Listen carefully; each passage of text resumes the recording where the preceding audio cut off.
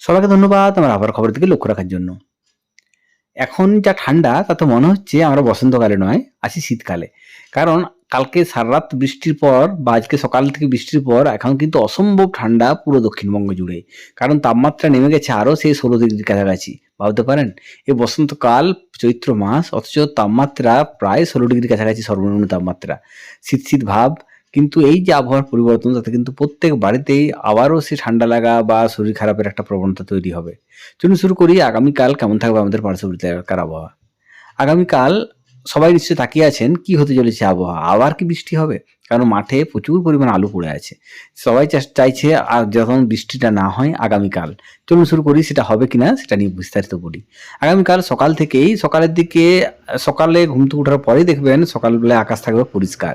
সকালের দিকে একদম সকালবেলায় হালকা হয়তো মেঘলা হতে পারে কিন্তু বেলা বাড়ার সঙ্গে, সঙ্গে আকাশ হয়ে যাবে একদম পরিষ্কার মেঘমুক্ত নীল আকাশ। বেলা বাড়লেও যে খুব একটা তাপমাত্রা বাড়বে তা কিন্তু নয়। কালকেও কিন্তু তাপমাত্রা ঘোরাফেরা করবে। সর্বোচ্চ তাপমাত্রা ২৮ ডিগ্রির কাছাকাছি, সর্বনিম্ন তাপমাত্রা ১৭ ডিগ্রির কাছাকাছি। ফলে কালকেও কিন্তু ঠান্ডার অনুভূতি একই রকম থাকবে। যদিও বিকেলের দিকে বিক্ষিপ্ত হবে কোথাও, কোথাও ঝড় বৃষ্টির সম্ভাবনা হলেও হতে পারে।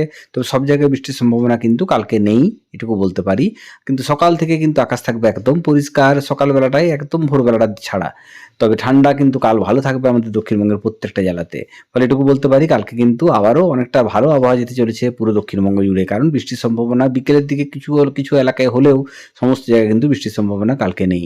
চলুন শুরু করি কেমন থাকবে আগামী কয়েকটা দিনের আবহাওয়া।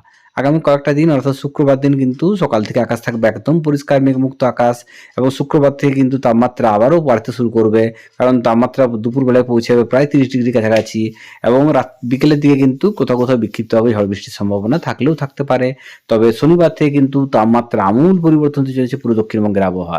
কারণ এক ধাক্কায় তাপমাত্রা পৌঁছে যাবে প্রায় ৩৫ ডিগ্রির কাছাকাছি এবং রবিবার দিন কিন্তু তাপমাত্রা পৌঁছে যাবে প্রায় ৩৭ থেকে ৩৮ ডিগ্রির কাছাকাছি। ফলে আবারও সেই গরমের দিকে আমরা এগিয়ে চলেছি শুক্রবারের পর থেকে। আজকের মতো চললাম, কালকে আবার কথা বলবো নতুন দিনের আবহাওয়া নিয়ে। সবাইকে শুভরাত্রি।